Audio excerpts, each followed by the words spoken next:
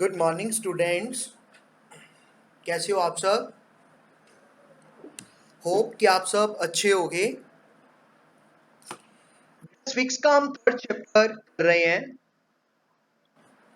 Chapter है हमारा how the state government works. जो हमारी स्टेट गवर्नमेंट है, जो हमारी राज्य की सरकार है, वो कैसे काम करती है। तो लास्ट क्लास में हमने रीड किया कि एक एग्जाम्पल की हमने पतलपुरम डिस्ट्रिक्ट की। ये छोटी सी स्टोरी हमने रीड की। गर्ल्स आपस में बात कर रही हैं, वहाँ पे पीने वाला पानी नहीं है, लोग बीमार हो रहे हैं, बहुत सी प्रॉब्लम्स आ रही हैं, लोगों की डेथ हो रही है बीमारी की वजह से। और उस समय में क्या किया, कुछ ऑपोजिशन के लोगों ने, ऑपोजिशन का मिनिस्टर है, इसने एमएलए के घर के सामने धरना दिया, रैली निकाली इन्होंने। फिर हमने थोड़ी सी बात की, who is an MLA, MLA कौन होते हैं, यहीं से स्टार्ट करेंगे, फिर से रिपीट करते हैं। एमएलए कौन होते हैं? देखिए, लास्ट क्लास में आपने, या हमने ये कह लीजिए कि बहुत बार हमने ये वर्ड सुना है, कलेक्टर कौन होता है। लास्ट चैप्टर में हमने देखा मेडिकल ऑफिसर्स कौन होते हैं।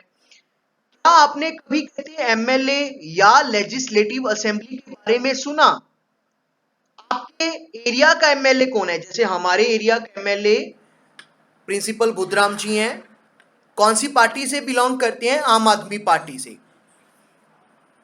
हम लोग इन पॉलिटिशियंस को, इन नेता लोगों को अपना वोट देके लेजिस्लेटिव असेंबली में भेजते हैं, क्योंकि ये लेजिस्लेटिव असेंबली में जाते हैं, वहां जाके ये लोगों की डिमांड्स को रखते हैं, वहां जाके सरकार अपना काम करती है, फैसले लिए जाते हैं। इसीलिए, क्योंकि ये सब लोग लेजिस्लेटिव असेंबली का हिस्सा हैं, वहां के मेंबर्स हैं, इसीलिए सभी एमएलए को क्या कहा जाता है? Members of legislative assembly. ये जो फुल फॉर्म है एमएलए की, मेंबर्स ऑफ लेजिस्लेटिव असेंबली, क्योंकि ये लोगों के द्वारा इलेक्ट किए जाते हैं। ठीक है, ऐसे नहीं है कि कोई इन्होंने कोई पेपर दिया, कोई एमएलए बन गए, नहीं, हम लोग इनको वोट देते हैं। डिफरेंट डिफरेंट लोग, अलग अलग लोग, अलग अलग पार्टी से बिलोंग करते हैं, वोटों में खड़े होते हैं, इलेक्शंस में खड़े होते हैं। जो बंदा जीत के आता है वो बंदा पार्ट बन जाता है, वो बंदा एमएलए बन जाता है।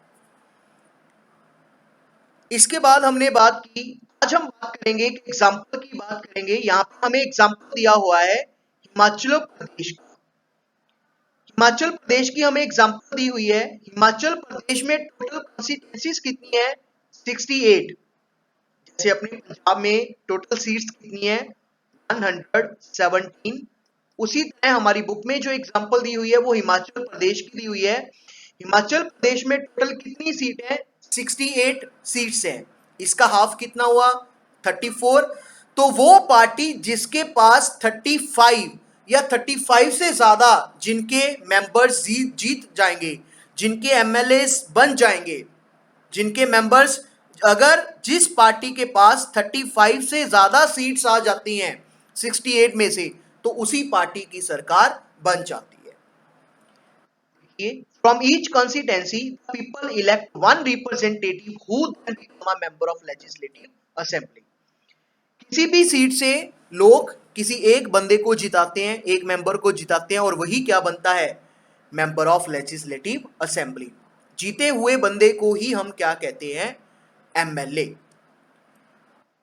आपने नोटिस किया होगा कि डिफरेंट डिफरेंट जब इलेक्शंस होते हैं तो डिफरेंट डिफरेंट पर्संस इलेक्शंस में खड़े होते हैं, वो डिफरेंट डिफरेंट पार्टी से बिलोंग करते हैं। जैसे हमने बात की थी कि हमारे पंजाब में कौन कौन सी पार्टी थी। हमारे पंजाब में थी, जब इलेक्शंस हुए, कांग्रेस की हमने बात की, हमारे पंजाब में श्रोमणी अकाली दल और आम आदमी पार्टी, ये और BJP, Bharatiya Janata party. Bharatiya Janata party और श्रोमणी अकाली दल मिलके इलेक्शंस लड़ते हैं। तो ये मेन 4 पार्टीज हैं, बाकी छोटी मोटी पार्टीज हैं जिनके पास कोई एक आधी सीट होती है। तो उसी तरह हम हिमाचल प्रदेश की एग्जांपल कर रहे हैं ना। बताता हूं यहाँ पे क्या कुछ है। देखिए, इसको थोड़ा सा इरेज कर दें। तो ये बेसिकली 4 पार्टीज, हमारे पंजाब की बात करें तो हमारे पंजाब में बेसिकली ये 4 पार्टीज है, कांग्रेस, श्रोमणी अकाली दल और आम आदमी पार्टी। अब देखिए, चीफ मिनिस्टर कैसे बनते हैं। A political party whose MLAs have won more than half the number of constituencies in a state can be said to be in a majority. वो पार्टी जिसके आधे से ज्यादा, माने सरकार बनाने के लिए हमें 50% से ज्यादा सीट्स चाहिए। जैसे यहाँ पे हिमाचल की एग्जांपल दी है, हिमाचल में टोटल 68 सीट्स हैं। तो 68 सीट्स में से जिसके पास 35 या 35 से ज्यादा सीट्स आएंगी, उस पार्टी की क्या बन जाएगी, सरकार। मतलब जिस पार्टी के पास मोर देन 50% सीट्स होती हैं उसे क्या कहते हैं हम, कि वो पार्टी क्या है, इन द मेजॉरिटी। मेजॉरिटी का मतलब कि वो पार्टी इस पोजीशन में है कि वो सरकार बना सकती है, उस पार्टी के पास नंबर ऑफ सीट्स ज्यादा है। The political party that has the majority is calling the ruling party। और जिस पार्टी के पास मेजॉरिटी होती है, जिस पार्टी के पास ज्यादा सीट्स होती हैं, उस पार्टी को हम क्या कहते हैं, रूलिंग पार्टी। रूलिंग पार्टी का मतलब कि ये वो पार्टी है जो कि अब सरकार चलाएगी, जो कि शासन करेगी। And all other members are called opposition. जो हार जाते हैं उन सभी को हम क्या कहते हैं, ओपोजिशन। हारने का मतलब यहाँ पे क्या है कि वो जैसे मान लीजिए अगर हिमाचल की बात कर रहे हैं तो बीजेपी के पास मान लीजिए फॉर एग्जांपल 40 सीट्स हैं, तो पीछे कितनी रहेगी, 38 सीट्स। वो भी तो बंदे जीत के आए हैं। ये 28 बंदे, ये 28 बंदे सरकार का हिस्सा नहीं बनेंगे, लेकिन लोगों ने इनको एमएलए बनाया है। ये किसी उस पार्टी से इन्होंने इलेक्शन लड़ा था जिसके पास मेजॉरिटी नहीं आई है। तो सरकार किसकी बनती है, बड़े ध्यान से समझिए। सरकार किस पार्टी की बनती है, जिसके पास मेजॉरिटी होती है। मेजॉरिटी का मतलब क्या है, कि वो पार्टी जिसके पास 50% से ज्यादा सीट्स आ जाती हैं। तो ऐसे करके ये सरकार बना लेते हैं। देखिए, पूरी एग्जांपल आपको समझाता हूं कैसे। जैसे हिमाचल प्रदेश की हमारे पास एग्जांपल है। हिमाचल प्रदेश में टोटल कितनी सीट्स अवेलेबल हैं, 68। तो 2017 में जो इलेक्शन हुए उसमें भारतीय जनता पार्टी के पास कितनी सीट थी, 44। कांग्रेस के पास कितनी थी, 21। कम्युनिस्ट पार्टी के पास कितनी, सिर्फ एक सीट। और इंडिपेंडेंट कौन थे, कितने बंदे जीत गए, 2।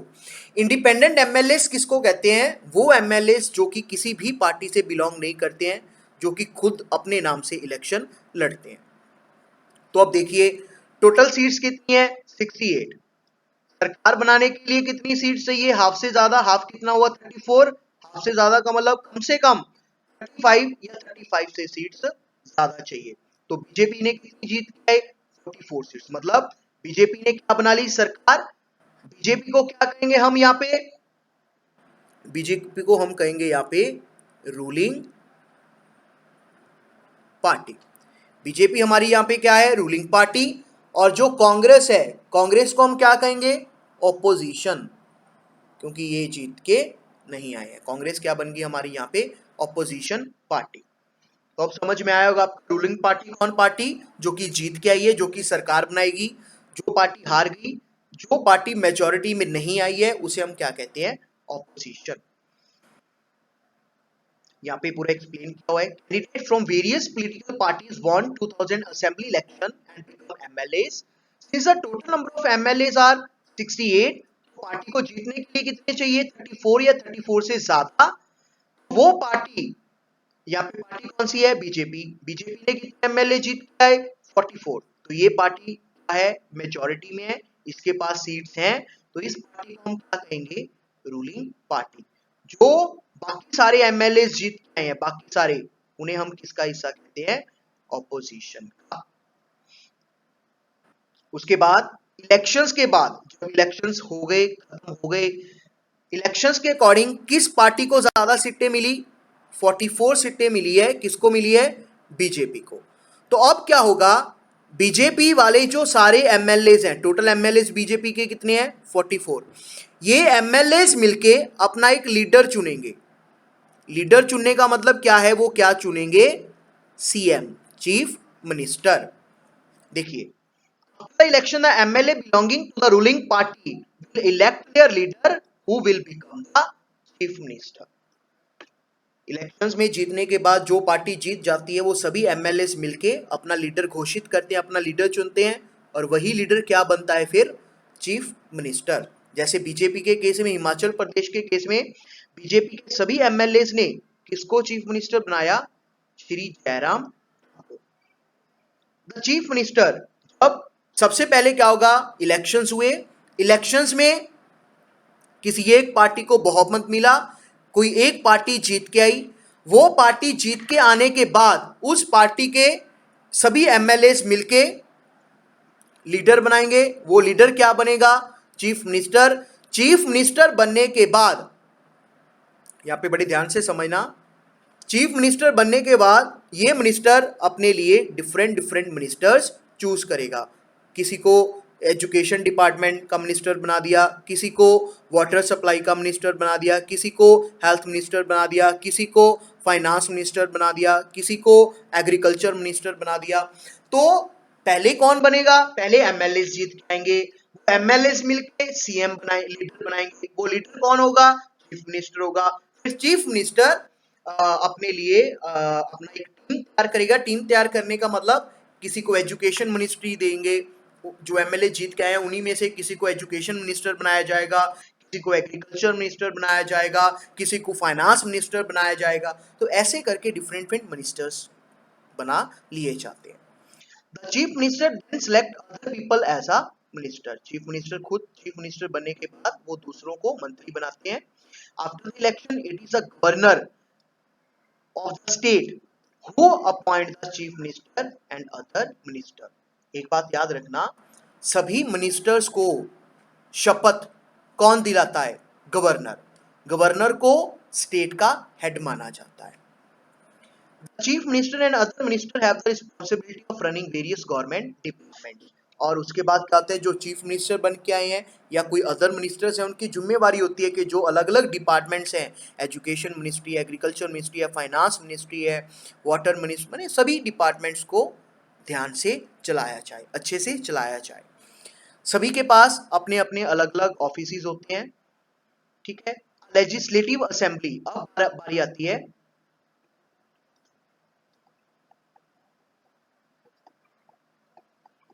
थोड़ा सा रब कर लेते हैं इसको, थोड़ी हमें जगह मिल जाएगी।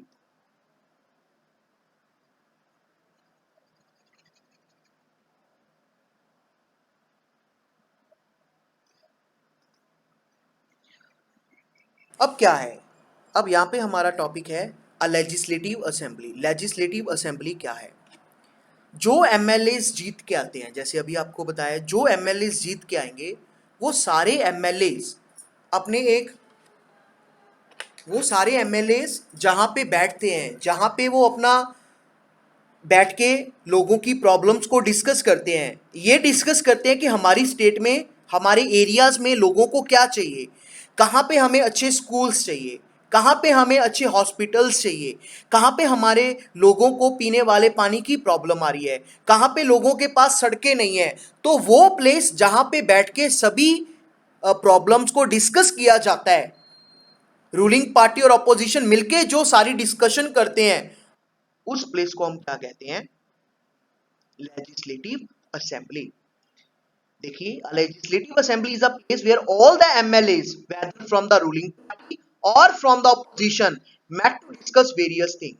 Hence some MLAs have dual responsibility, one as MLA and other as a minister।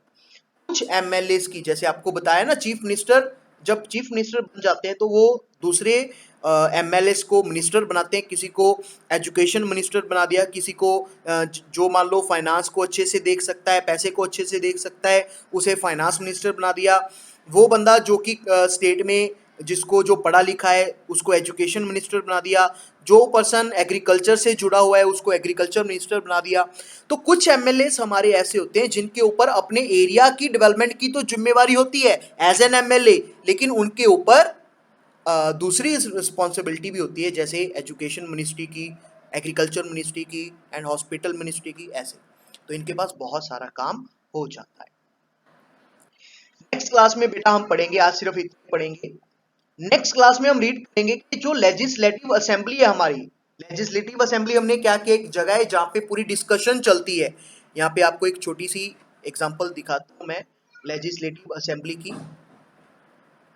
ये देखिए, ये लेजिस्लेटिव असेंबली यहाँ पे बनाई गई है, ये मेंबर्स बैठे हैं, ठीक है। ये मेंबर्स आपस में डिस्कशन कर रहे हैं, फर्स्ट एमएलए है, सेकंड एमएलए है, थर्ड एमएलए है, फोर्थ एमएलए, फिफ्थ, ये आपस में डिस्कशन कर रहे हैं। ये पूरी डिस्कशन नेक्स्ट क्लास में हम अच्छे से रीड करेंगे।